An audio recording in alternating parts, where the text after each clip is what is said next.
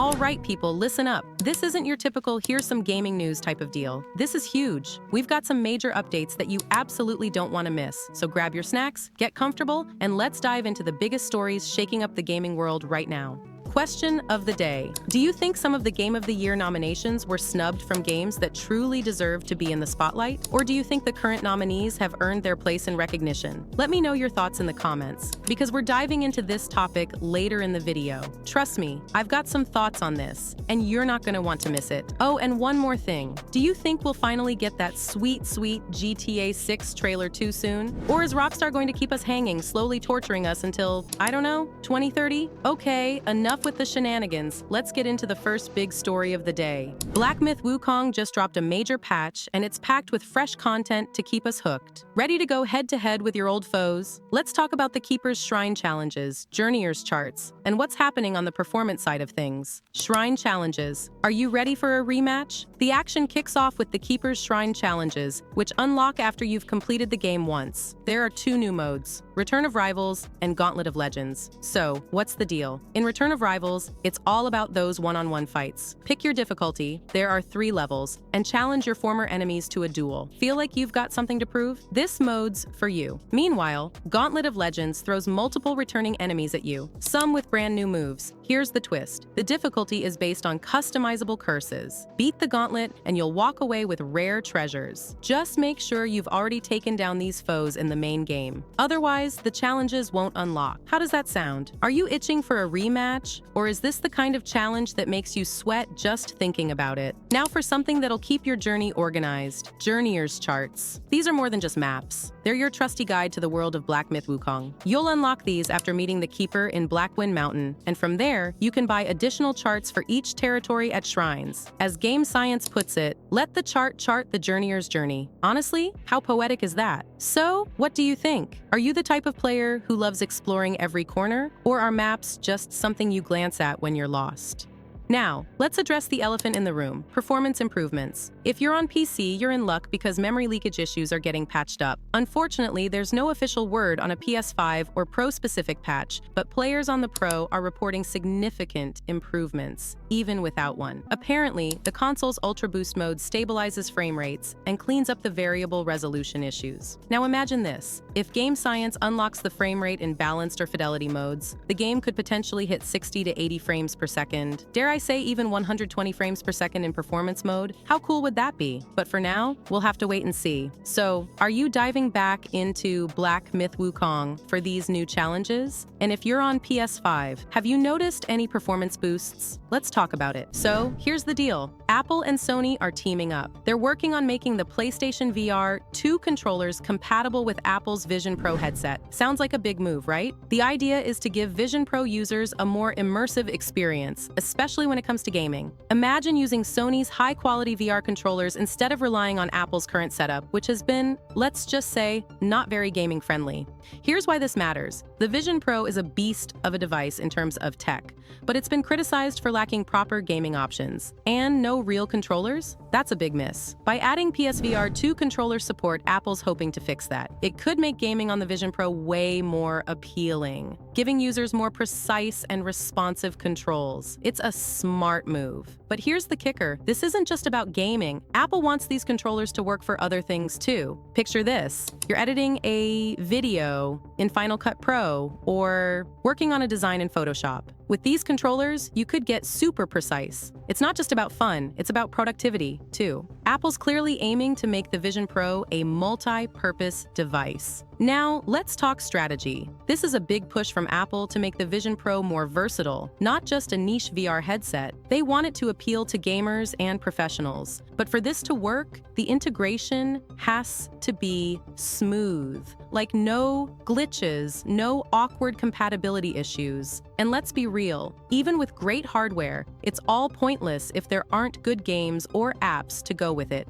Here's the weird part. This collaboration was supposed to be announced weeks ago, but it's been delayed. Nobody really knows why. So, as of now, we don't have a solid timeline for when the PSVR 2 support will actually roll out. It's all kind of a waiting game. Recent reports are suggesting that Nintendo's next console, which people are tentatively calling the Switch 2, will will include some big hardware upgrades. One of the standout features is its rumored integration with NVIDIA's deep learning super sampling technology, better known as DLSS. This partnership with NVIDIA could make a huge difference, allowing for higher resolution gaming and even advanced graphical features like ray tracing. If this turns out to be true, it might bring the console's performance much closer to what we're seeing on current generation systems. Now, let's talk about the hardware leaks. Apparently, the Switch 2 might come with a larger 8-inch LCD screen. That's a nice bump from the original. It's also rumored to include 12 gigabytes of LPDDR5 RAM, which should make multitasking and more demanding games run smoother. On top of that, we're hearing it could have 256 gigabytes of internal storage, plenty of room for bigger games and updates. Oh, and don't worry, it's still expected to support physical game cartridges and even be backward compatible with existing Switch titles. That's a big win for anyone with a library of Switch games. Nintendo has officially stated that they plan to announce the Switch successor by March 2025, but they're keeping specific details under wraps for now. Still, if NVIDIA's DLSS really is part of the package, it could mean sharper, higher quality visuals without sacrificing performance. So, what do you think? Does this sound like the leap forward Nintendo needs? Or do you feel like these rumors might be overhyping the final product? We'll just have to wait and see. Alright, so the news is official. Suicide Squad: Kill the Justice League is ending its live service support after Season 4. Honestly, this isn't surprising. There's a post on the game's official website laying out the plan for the final season, and it's about what you'd expect. The big highlights are the addition of Deathstroke as a playable character, new gear, some final cosmetics, and the long-promised offline mode, which is dropping on December 10th. The offline mode is actually a pretty big deal. It means you'll still be able to play the game after they shut the servers down, which looks like it's happening in January. This is crucial because without offline functionality, the game would have been completely unplayable after the servers went dark. That's a fate we've seen too often with always online games. Once the plug is pulled, they're gone forever. Remember Conquered? That game launched, bombed within 2 weeks, and now it's practically lost media. Even if you have it installed, you can't play it. At least Suicide Squad is avoiding that fate. That said, it's hard not to reflect on why this game failed. For me, it comes down to poor direction and a complete misreading of what fans wanted. Rocksteady has always nailed production value. The cinematics, character designs, and visuals were never the problem. But the core concept of Suicide Squad just didn't land. It wasn't unique, fun, or well executed. Worse, their post-launch strategy was baffling. Take Deathstroke, for example. He's a fan-favorite character that people wanted at launch. Instead, they released two completely uninteresting characters first: Mrs. Freeze, who felt like a caricature, and Lawless, who is so niche and forgettable that she might as well not exist. By the time they finally rolled out Deathstroke in Season 4, the game was already dead. Someone said it best in a comment I saw: "Save the best for when nobody cares." That sums it up perfectly. And let's not forget the live service model itself. The game's 10-hour campaign was padded with repetitive content, and the seasonal updates didn't offer enough to keep players hooked. Sure, there are always a handful of die-hard fans who'll grind thousands of hours in any game, but you can't sustain a live service model on just a small group of hardcore players. You need something that grabs casual players too, something exciting enough to bring them back when new content drops. It's been a wild ride for Cyberpunk 2077, hasn't it? Ever since it launched back in December 2020, it's gone through so many changes, updates, fixes, and now, in 2023, we've got the Phantom Liberty expansion and the massive 2.0 update. And the latest news? The Cyberpunk 2077 Ultimate Edition is dropping on December 5th for Xbox Series, PlayStation 5, and PC. If you've been waiting for the perfect moment to jump into the game, this might just be it. Speaking of what's included, this edition doesn't hold back. You're getting the base game along with the Phantom Liberty expansion, which is the game's first and only paid DLC. On top of that, you've got all the updates released so far, including the Edge Runners content inspired by the anime, the huge 2.0 overhaul, and even the upcoming 2.1 update that's dropping the same day as the Ultimate Edition. Oh, and there are digital goodies from the My Rewards program too, stuff like in-game items you can unlock by registering. It's a pretty sweet deal. Now, let's talk about that 2.1 update for a second. You'd think after the massive changes in 2.0, CD Projekt Red might take a breather, but nope, they're giving us even more improvements. Details are still under wraps, but it's clear they're not done fine-tuning this experience. And here's the best part, the price. The Ultimate Edition is $60. That's the same price the base game has been since launch. Considering Phantom Liberty alone costs $30, this is a no-brainer for newcomers. You're getting the whole package for way less than you'd pay separately. Combat is a big part of the game, and it's not just about shooting. Sure, you've got plenty of guns, shotguns, rifles, even smart weapons, but you can also get creative. Maybe you want to hack into enemy systems, spread viruses, and take them down that way. Or maybe you're all about melee weapons like katanas. The game even lets you slow down time with cyberware or go full stealth if that's your style. And after the 2.0 update, combat got a massive overhaul, making it even more dynamic and customizable. One of the biggest game changers came with the 2.0 update. It introduced features like vehicle combat and police chases, which were missing at launch. Now you can shoot or even use melee weapons while driving. There's also a heat system with escalating threats from law enforcement, and if you cause enough chaos, you might even face off against MaxTac, the city's elite police force. And then there's Phantom Liberty. This expansion takes you to a new district called Dogtown, where you're tasked with saving the president of the new United States. Along the way, you meet new characters like Songbird and Solomon Reed, each with their own secrets. Plus, the expansion adds a new skill tree called the Relic Tree, which unlocks some seriously game-changing abilities. Graphics-wise, the game is stunning.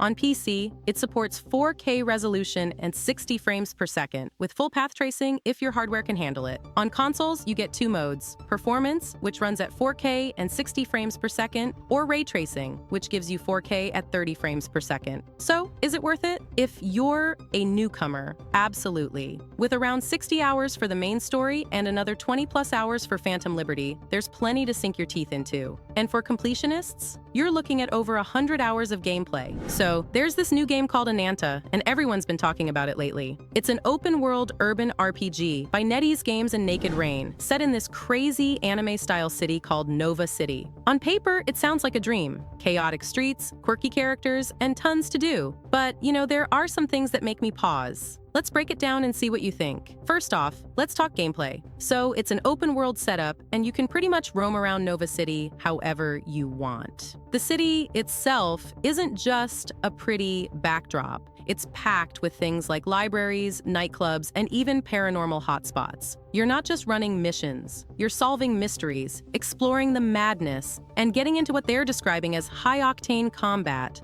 The combat is where it gets interesting. They're hyping it up as super creative, like you can use the environment around you during fights. Think kung fu movies, where you're flipping tables, using random objects as weapons, and chaining together moves in style. It sounds amazing, but here's the catch. They've shown almost no actual gameplay.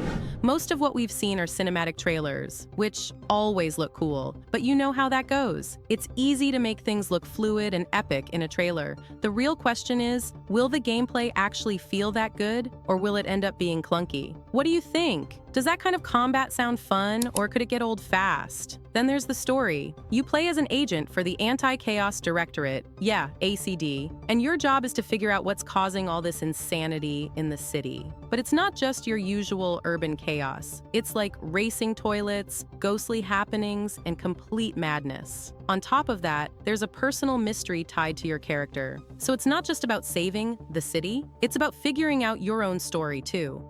They're trying to balance all this wackiness with some deeper, more emotional themes. It could be a fun mix if they pull it off, but honestly, if the tone shifts too much between serious and goofy, it might feel all over the place. Do you think a game can balance humor and seriousness, or should it just pick a lane? Now, there are definitely things working in Ananta's favor. First off, the setting is gorgeous. Nova City legit looks like an anime world brought to life, with bright lights, crazy architecture, and tons of detail. And the idea of using the environment in combat? If they nail it, it could be one of the most satisfying fighting systems we've seen in a while. Plus, they're giving you a lot of freedom to play how you want. Missions, exploration, making friends, or just soaking in the chaos. Oh, and racing toilets? I mean, that's gotta count for something. But let's not ignore the red flags. It's a free-to-play game, which almost always means microtransactions, probably with gacha mechanics. That's fine for cosmetics, but if it dips into pay-to-win territory, it could ruin the experience. Plus, the anime-style RPG space is already crowded with games like Zenless Zone Zero and Wuthering Waves, which are doing really well. How is Ananta going to stand out? And then there's the question of performance. Will it actually run smoothly, or are we looking at a buggy mess on launch day? Oh, and let's not forget, they still haven't shown us much gameplay.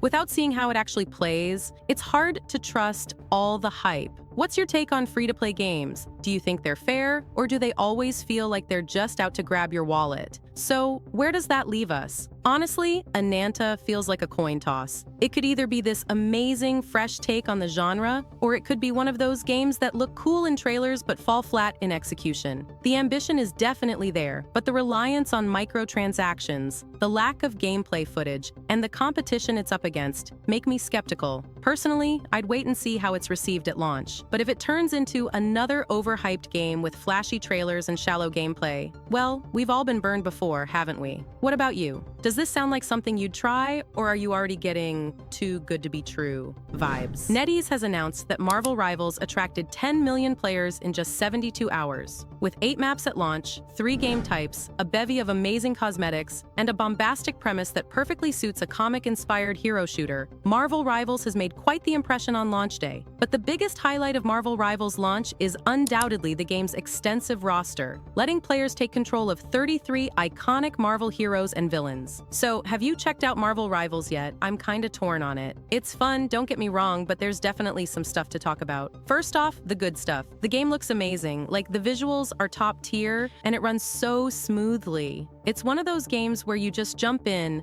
and it feels good to play, you know? The combat's chaotic in the best way, like controlled mayhem. And the roster? It's got a nice mix of heavy hitters like Spider-Man, and some lesser-known characters like Jeff the Land Shark. Yes, you can play as a literal shark on land, it's wild. Plus, every character plays differently, so you're not stuck with just the same moves slapped onto a different hero. And it's not just about winning. Even when you lose, it feels like you're learning. My brother was saying he haven't had this much fun since Call of Duty Black Ops 2. And honestly, I kinda get that. There's something satisfying about the fast-paced action and figuring out how to improve after every match. At its core, the game is a third-person hero shooter. So think Overwatch or Paladins, but with Marvel characters. Each hero has unique abilities tied to their personality or powers, which is honestly one of the best parts. For example, Spider-Man is all about mobility, swinging around and zipping across the battlefield. Jeff the Land Shark, yes, he's a thing, seems to be more about getting up close and personal, chomping away at enemies. There's a mix of ranged and melee characters, so you can pick someone who suits your playstyle. The combat itself feels smooth and fast-paced. It's chaotic, but in a way that rewards skill. From what people are saying, the fights can get pretty intense,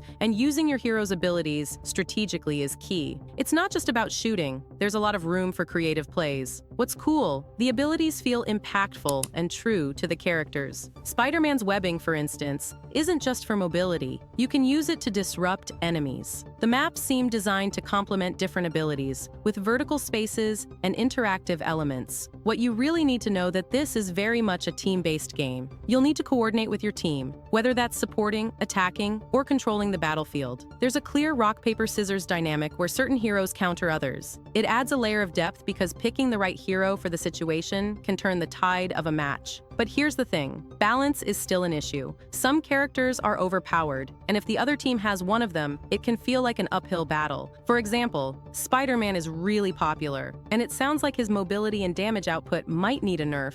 But then there's the not-so-great stuff. For one, the pace of the game, it's fast. Like, blink and you're dead fast. Some people love it, but others are saying it gets repetitive after a while. Slower, more strategic maps might help mix things up. Balance is another thing. Some characters are straight up broken right now. There's a lot of one-shot nonsense going on, which can be frustrating if you're not playing one of the stronger heroes. And oh my god, there are so many Spider-Men in every match. It's kind of funny, but also a bit much. Hopefully they'll tweak things as the meta evolves. Oh, and if you're new to these types of games, good luck. There's no tutorial, so you're kind of just thrown into the chaos and expected to figure it out.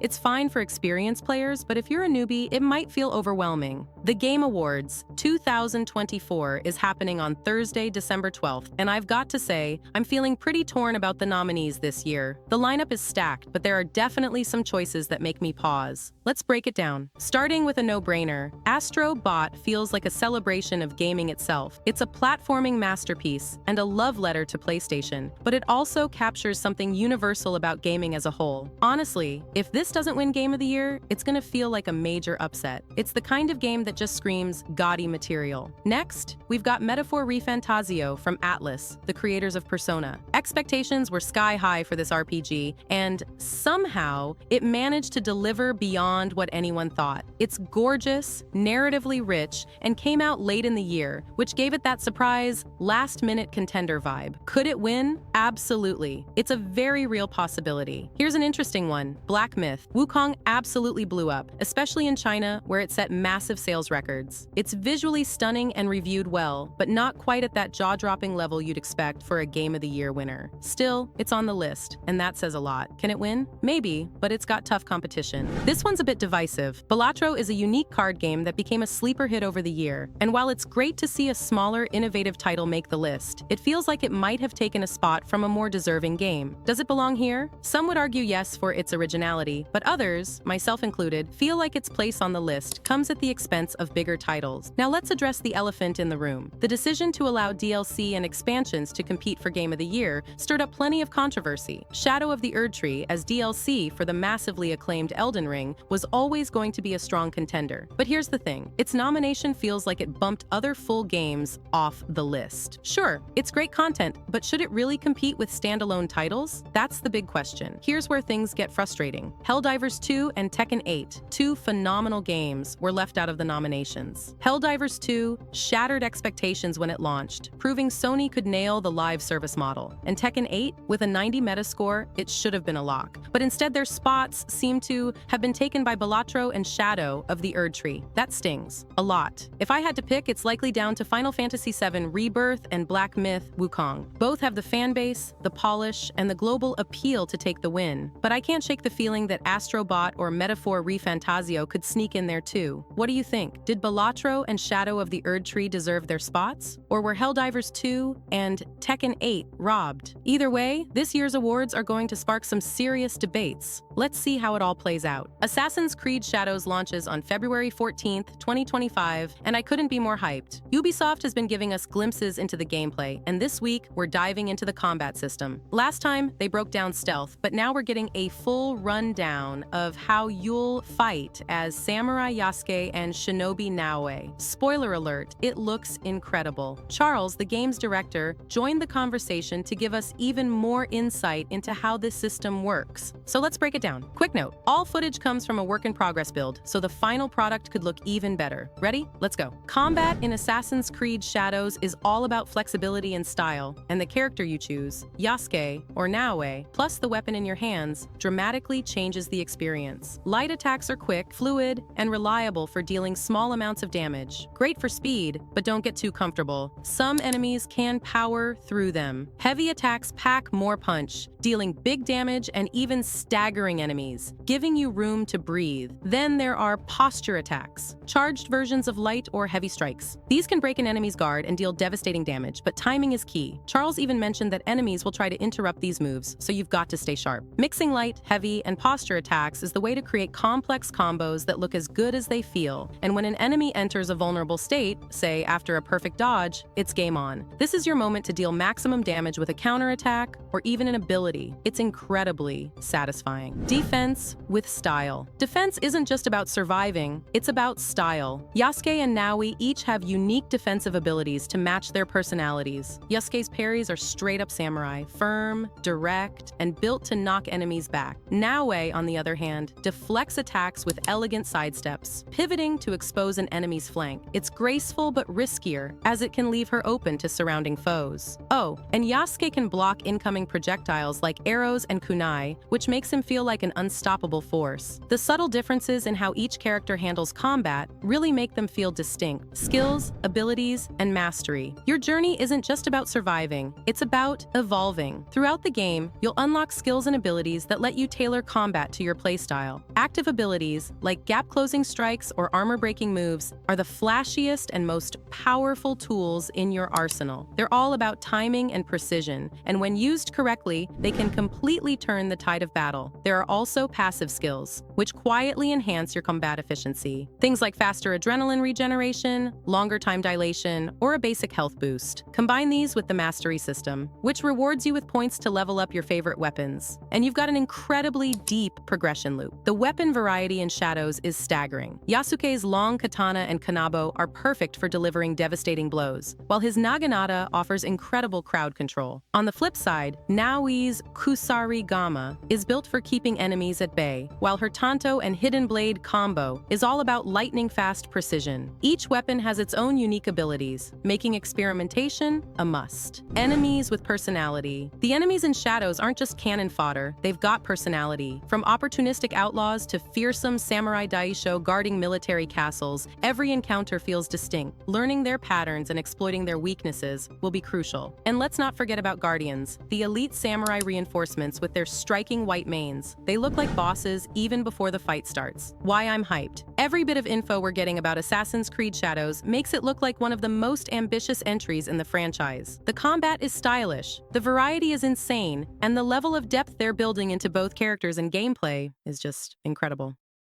If you want to be ahead of all the gaming leaks and news, specifically PlayStation news, time for you to subscribe. And as always, a like on the video is very much appreciated.